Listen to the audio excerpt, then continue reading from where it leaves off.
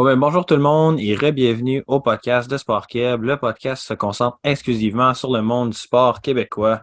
Aujourd'hui, je suis en compagnie d'un des espoirs de l'équipe Canada de golf, qui est aussi le meilleur golfeur collégial au Québec, Félix Bouchard. Salut Félix, Salut, ça va bien? ça va bien toi? Ben oui, ça va. Ben, tu sais, on va commencer au début du commencement, là. Quand est-ce que tu as commencé le golf? Moi, c'est assez simple, en fait. J'ai commencé le golf avec un classique, là. Mon père m'a amené frapper des balles de golf. Puis ça a duré, je dirais que ça a été une bonne année. Je dirais que j'y allais à chaque semaine. Puis juste avec le temps, y aller semaine après semaine, ben, j'ai eu la piqûre. Depuis ce temps-là, je joue constamment. Bon, on entend beaucoup parler des gens qui parlent de, tu sais, de golf récréatif, mais Ouais. toi, quand est-ce que ça a été ta première compétition? Ma première compétition, j'ai commencé à 5 ans à jouer au golf vraiment pour le fun, là, comme je reviens au fait que je frappais des balles avec mon père. Mais ma première compétition, ça a été à l'âge de 9 ans, 8 ans, je pense, 9 ans, autour de ça. Puis c'était pas une bonne expérience, là, honnêtement. J'ai joué ma première compétition, puis je me rappelle avoir dit à mes parents que c'était ma première et ma dernière. Mais écoute, des parents, ça te laisse pas partir de même, hein? Fait que j'ai pas réussi au fait que ce soit ma dernière. Mais non, c'est comme si c'est vraiment ça ma première compétition, je l'ai faite à 9 ans. Fait qu'il y en a vraiment des compétitions de golf de très jeunes, là. Je m'attendais vraiment pas à ça. Oui, oui, tu peux commencer à 7 ans, je pense. Fait que pas que j'étais en retard, là, j'étais juste en retard de 2 ans, là. Mais tu peux commencer autour de 7 ans, ouais, à faire des compétitions. Là, comme je t'ai expliqué tantôt, moi, je connais rien à ça, le golf. Fait que, décris-nous un peu les différents clubs, ce qu'on appelle, puis c'est quoi leur fonction? Dans un sac de golf, tu veux dire? Ouais. OK, ben on va commencer par le plus connu, là, le driver. Je sais pas si tu as déjà été frappé des balles de golf, c'est Non, probablement lui jamais, peut-être. jamais. Jamais? Je OK. connais un petit peu les termes, mais j'ai jamais frappé, non.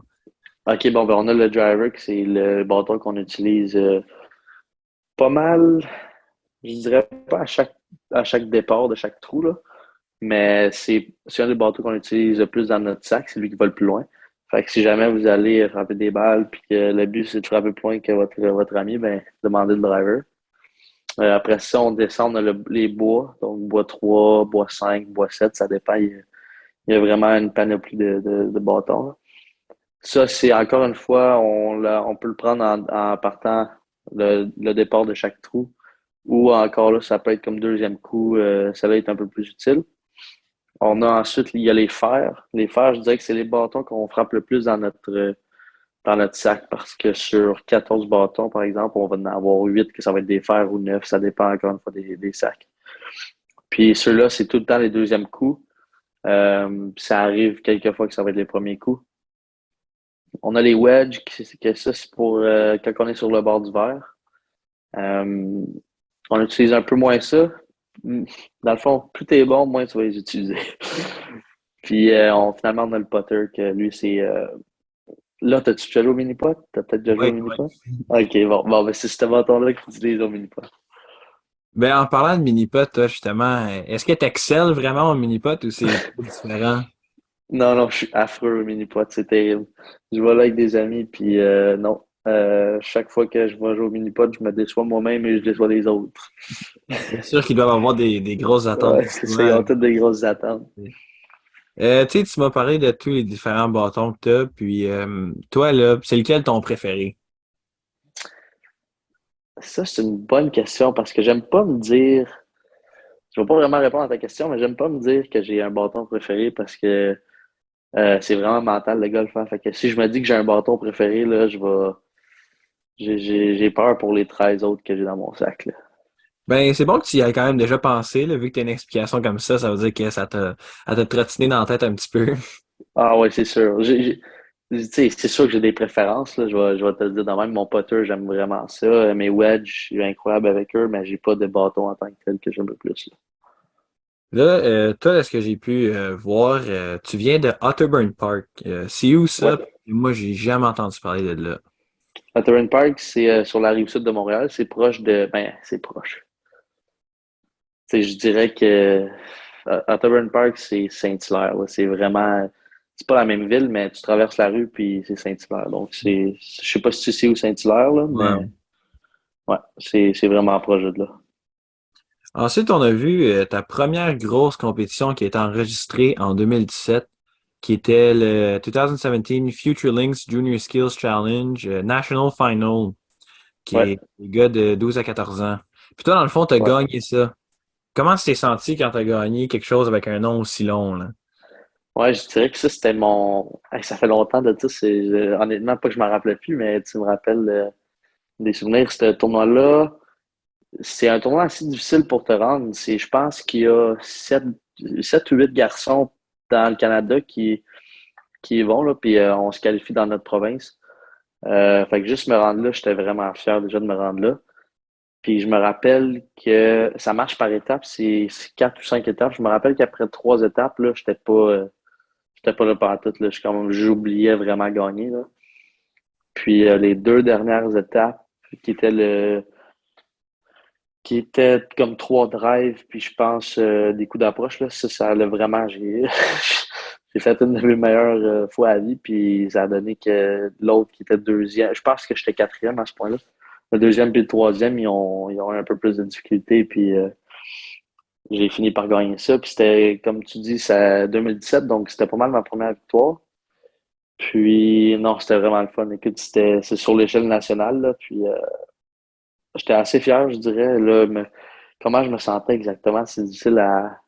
Je me rappelle que j'étais très content puis d'être revenu à l'hôtel puis de me dire comme j'ai gagné un championnat national, mais c'est sûr qu'à 14 ans, le national, c'est pas le même que quand tu gagnes à 19 20 ans. Là. Mais c'était vraiment le fun, non? J'ai appris beaucoup dans cette victoire-là. Mais là, après ma petite question qui s'en vient, on va faire un saut vers 2021 tout de suite pour aller voir tu sais, ce qui est un peu plus récent. Mais avant ça, je voulais te Ouais. demander, tu sais, 14 ans, tu sais, après ça, saut vers 2021, tu sais, ça a été tes études d'année au secondaire. Puis, Ouais. comment est-ce que ça pognait, ça, dire aux gens que tu étais un joueur de golf, tu sais, de compétition, là? Ouais, ben surtout qu'au secondaire, j'ai été à Demortagne. Je sais pas si tu as une idée Ouais, ouais, c'est je où. connais, ouais. Bon, mais j'étais là, puis tu sais, c'est des joueurs de hockey, c'est des joueurs de basket, c'est des joueurs de baseball, c'est tout sauf des joueurs de golf, là. Puis c'est sûr que quand tu rentres dans ta classe, puis tout le monde se présente, bonjour, je m'appelle Félix, je joue au golf, c'est un peu bizarre, là. T'entends une coupe de rire. Mais au fil des années, je dirais que secondaire 1, là, je sais pas comment je réagissais, mais au fil des années, je trouvais ça drôle, là. J'embarquais dans les jokes des autres. Puis on va se dire, le golf, c'est un sport, mais c'est plus un jeu, là. Ouais. Tu sais, j'ai pas autant besoin de cardio qu'un joueur de hockey, là. Mais non, c'est juste, je me suis vraiment habitué. Puis honnêtement, tu sais, que je suis un joueur de golf, c'est pas quelque chose, j'ai pas honte de ça. Je suis fier, puis je trouve que je me débrouille. Fait que je me débrouille probablement qu'il y a pas mal plus de joueurs de hockey puis de football dans l'école. Donc, non, c'est ça, j'ai jamais eu vraiment de problème avec ça. Puis, encore une fois, au secondaire, on était toujours dans les mêmes classes parce que sport-études, c'est sport-études golf, bien sûr. On est tout le temps avec les 30 mêmes élèves. Là. Fait qu'au fil du temps, ils réalisaient que j'étais pas juste un joueur de golf, mais que j'étais capable d'avoir du fun, moi, avec. Là. Ben, en parlant, comme j'ai dit tantôt, on va sauter vers 2021. Tu aurais gagné le championnat junior du Québec. Puis, Oui, la même année, tu aurais gagné la finale provinciale, dans le fond, juste du RSEQ, ce qui t'aurait qualifié pour les nationaux ouais. de la SCC, je pense que c'est comme ça, fait qu'il t'aurait terminé troisième. Ça, t'étais-tu content de ta troisième place ou t'aurais vraiment préféré là, le premier? Je dirais que le championnat national, excuse-moi, c'était un tournoi d'équipe. Là. J'allais plus là pour gagner en équipe. Mhm. Puis c'est un tournoi sur 4 rondes. Là, peut-être que dans tes notes, tu as trois, c'est parce qu'il y a eu un petit imprévu. Là. On a joué 3 rondes.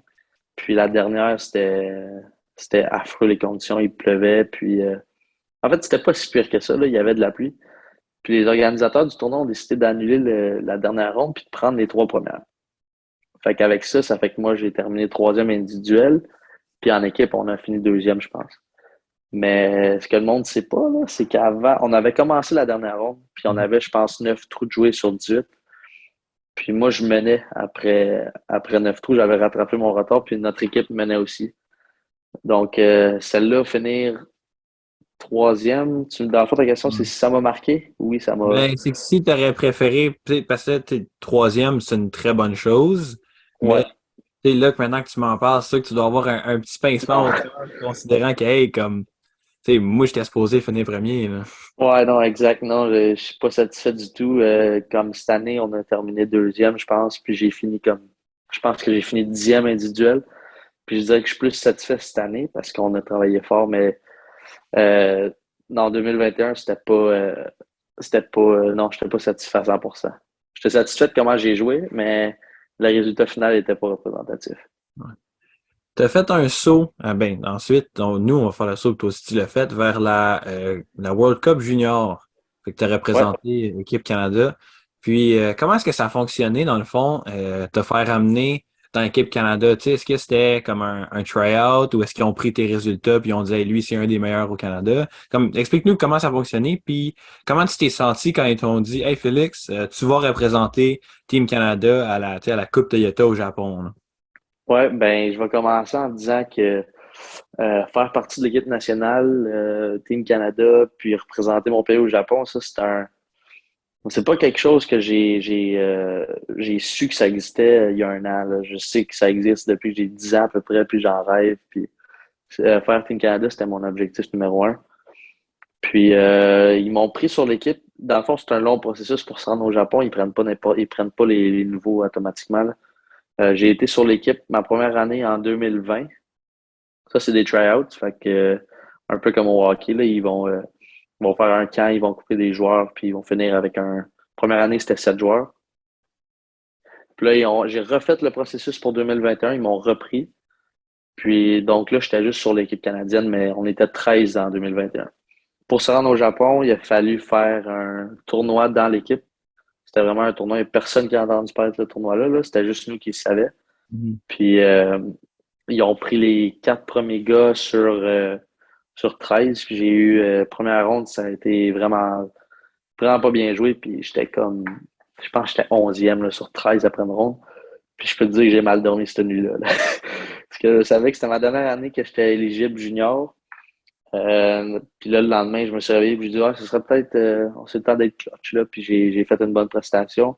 Je suis remonté ça quatrième, fini quatrième en plein sur la ligne. Ça, c'était la deuxième étape. Mais là, on n'était pas encore rendu au Japon parce qu'il fallait se qualifier comme une équipe. Fait que là, on était 4 gars. On jouait contre l'Argentine, le Mexique, puis le Costa Rica, je pense, ou la Puerto Rico, en fait. Ouais, Puerto Rico. Puis ils prenaient les 2 premières équipes. Puis là, on a vraiment bien joué. On a gagné notre qualification par 10 coups, je pense, là. Fait que là, on a pu se rendre au Japon comme ça. Puis au Japon, ben là, l'histoire, tout le monde connaît la fin, là. Mhm. Ben, justement, pendant ta visite au Japon, on peut dire quasiment, as-tu eu la chance de faire un petit peu de tour, de te promener, de tu sais, voir les villes, puis voir les gens, puis... Ouais, j'ai eu la chance de visiter Tokyo pendant une journée à peu près. Euh, la culture japonaise, là, c'est incroyable. Tu sais, il y a beaucoup de préjugés sur le Japon, il y a beaucoup de préjugés sur tous les pays asiatiques, mais c'est des gens incroyablement gentils. Je dirais que c'est un pays, je me sentais pas en sécurité. J'étais là, puis je me suis dit, tout le monde ici est fin. Honnêtement, tout le monde est fin. Tout est petit, là. Tu rentres dans ta chambre d'hôtel, puis tout est vraiment minuscule, là. Mais c'est bizarre, là. La chambre d'hôtel est à peu près grosse comme ma chambre, là. C'était stupide, là. Mais la culture japonaise, c'est incroyable. Honnêtement, leur bouffe, là, c'est vraiment bon. Moi, je retournerais là juste pour la bouffe.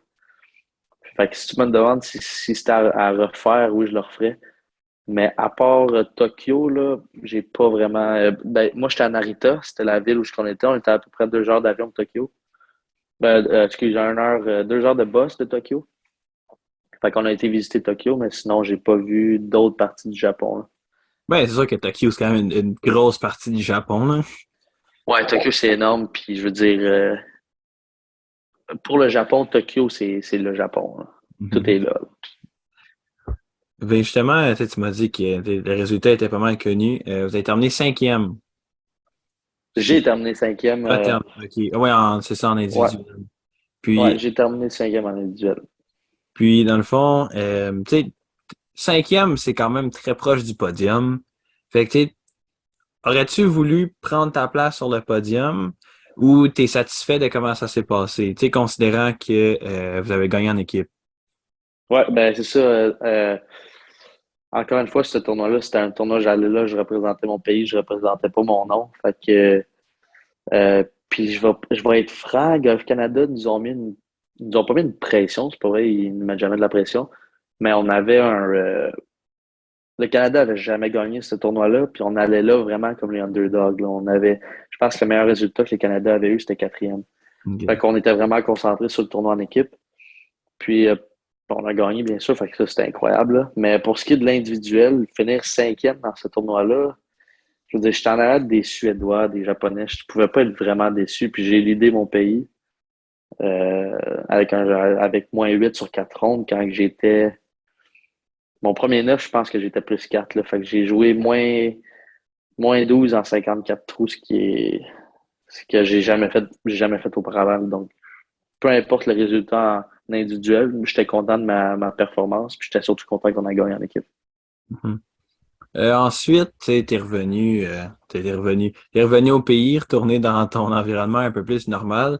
Puis, tu as participé à un championnat tout âge confondu. Là, il était plus junior, amateur canadien. Puis Ouais. ensuite, un championnat junior canadien. Euh, Ça, sur le plan personnel, tu sais, c'était pas les meilleurs résultats que tu avais jamais eus.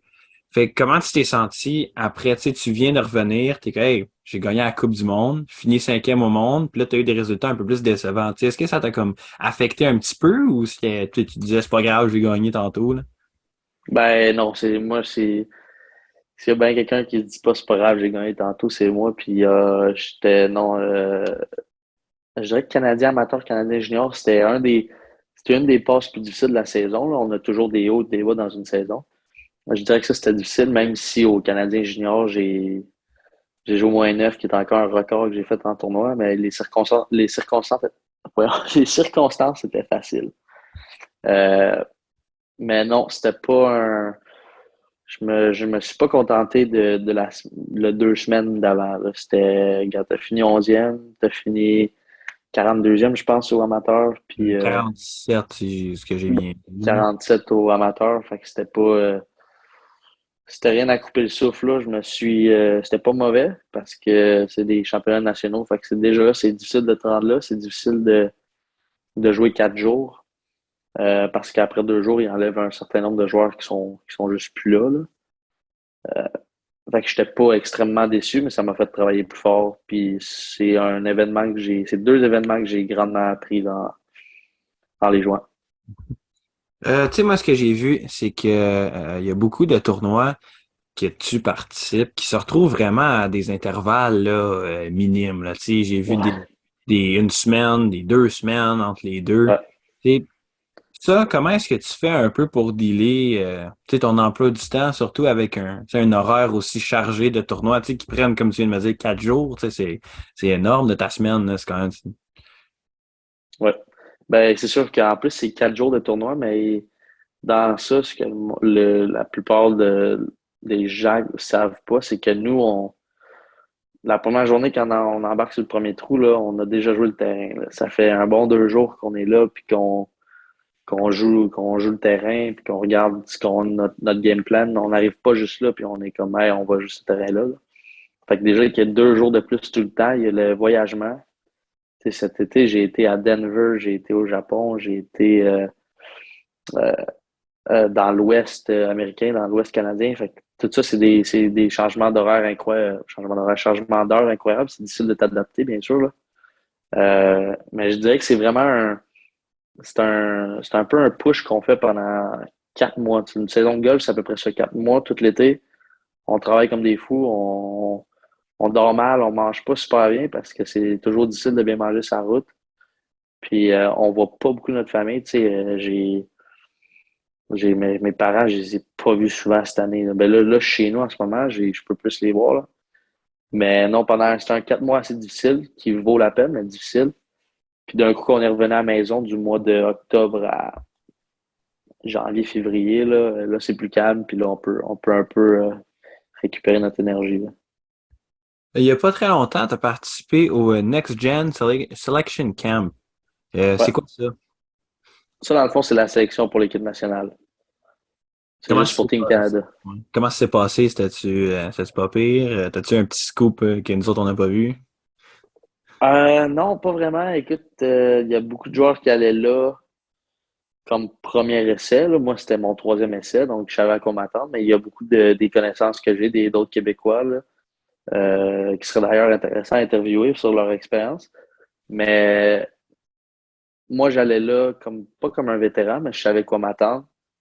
Puis je savais que j'avais besoin de bien jouer pour faire l'équipe, ce que j'ai d'ailleurs pas tant fait là, à ce tournoi-là. Mais non, c'est vraiment c'est juste un camp de sélection pour l'équipe nationale. Puis si tu fais tes preuves, ils te prennent. Si tu fais pas tes preuves, ils te prennent pas. Puis c'est pas nécessairement basé sur ils prennent cinq joueurs, par exemple, ils vont pas prendre les cinq premiers. Là. C'est pas c'est vraiment un camp de sélection, puis c'est comment que toi tu performes, puis ton potentiel qui les intéresse. OK. Moi, ce que j'ai pu comprendre en regardant les tournois auxquels tu avais participé, c'est qu'il y avait un système, tu sais, le site en anglais, un système de power. Ouais, Euh, Ça, explique-nous un peu comment ça marche.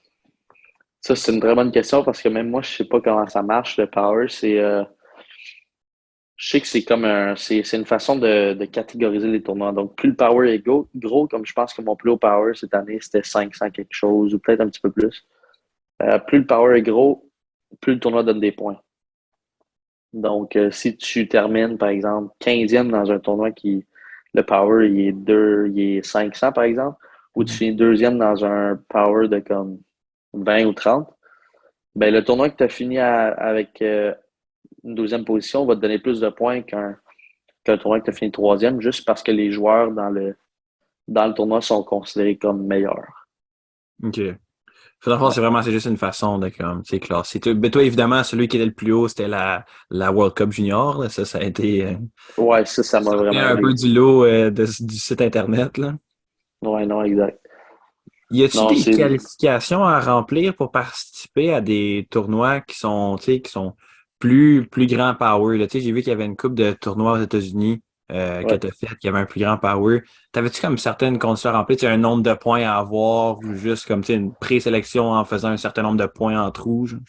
Ouais, ben il y a des tournois comme le Japon, par exemple, la World Cup, que ça, c'était une qualification vraiment. Là. C'était tu joues le tournoi, tu as une chance, puis on voit ce que tu fais. Dans le fond, j'ai eu deux tournois comme ça. J'ai eu le World Cup au Japon, puis le US Junior.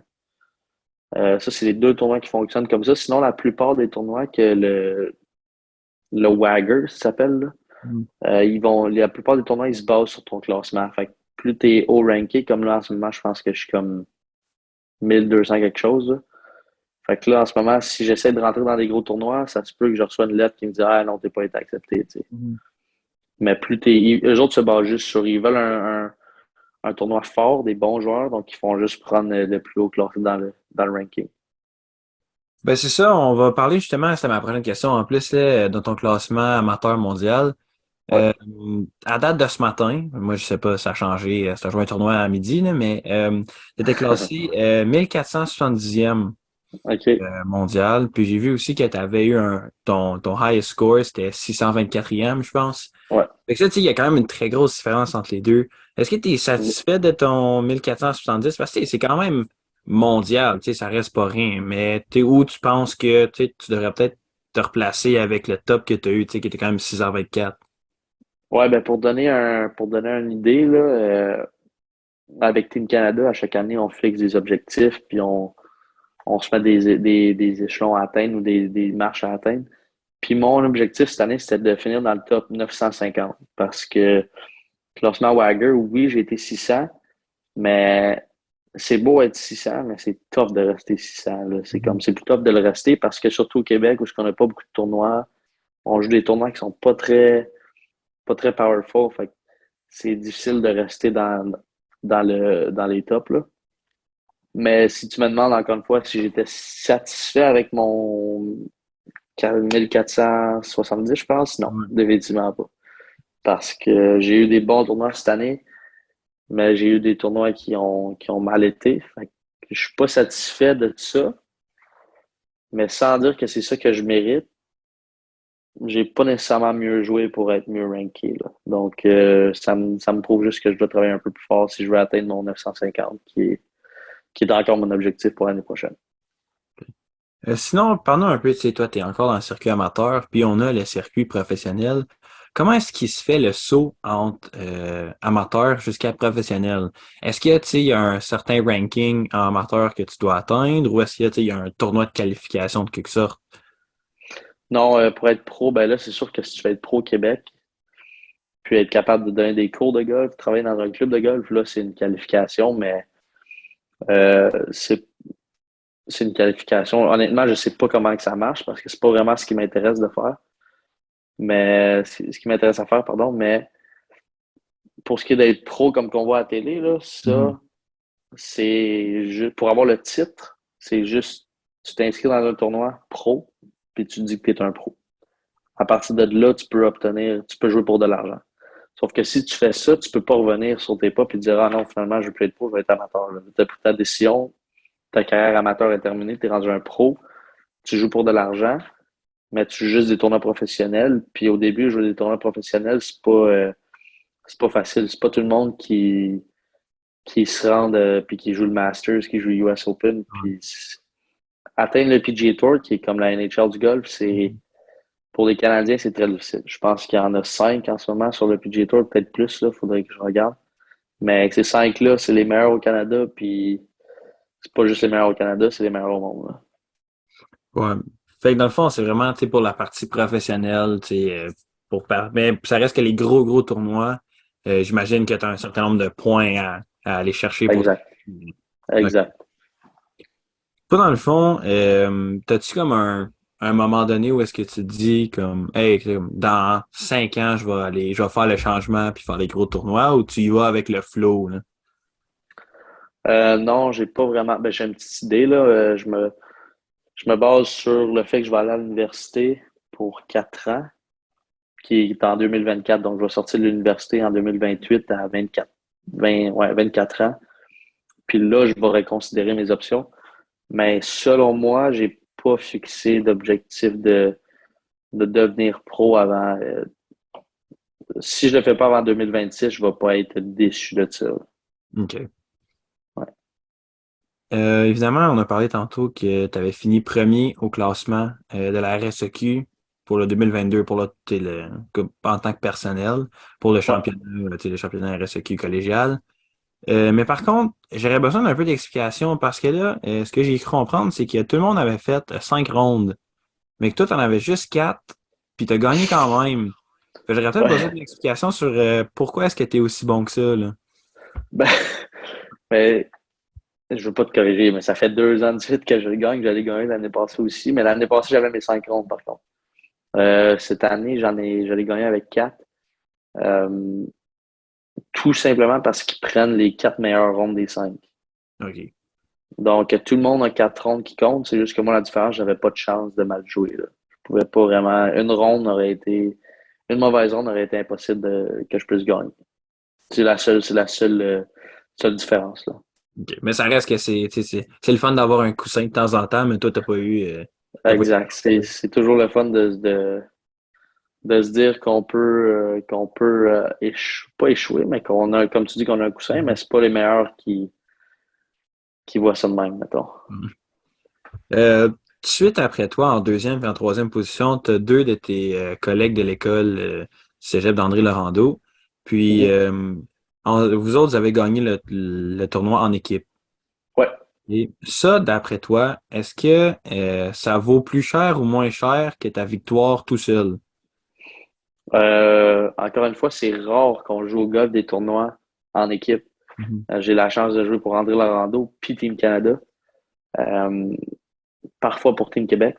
Mais c'est sûr que quand on joue des tournois en équipe, là, on a pas beaucoup, on peut pas vraiment le faire. Alors, on est vraiment focusé sur le tournoi en équipe. Fait que le fait qu'on a gagné en équipe, le fait que c'est Simon Ménard et Jérémy Godin avaient fini 2 et 3e, c'est ça qui est le plus important parce que ça démontre que notre programme est vraiment le meilleur, puis que ça met toutes les chances de notre côté pour devenir des bons golfeurs. Ouais, ben c'est sûr que vous êtes quasiment en train de vous partir une super team. Là. Exact, exact. Gagner 3 premières places, ça laisse pas vraiment de chance aux autres. Non, exactement. Si tu avais à me parler de ton rêve de golfeur, hein, tu sais, que ça soit le tournoi dans lequel tu joues, les gens avec qui tu joues, peu importe, ça serait quoi, là?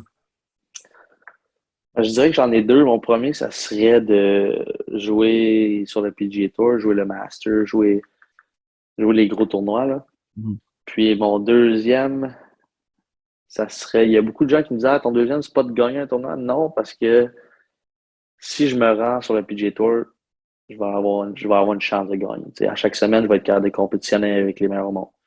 Donc, ça, c'est mon premier rêve. Mon deuxième rêve, c'est un classique. Je pense que tous les jeunes golfeurs ont ça, c'est de jouer avec Tiger Woods. Mhm. Ouais. Fait que là, si j'y vais avec ma question prochaine qui était c'est qui ton golfeur préféré de tous les temps, tu me dirais-tu Tiger Woods?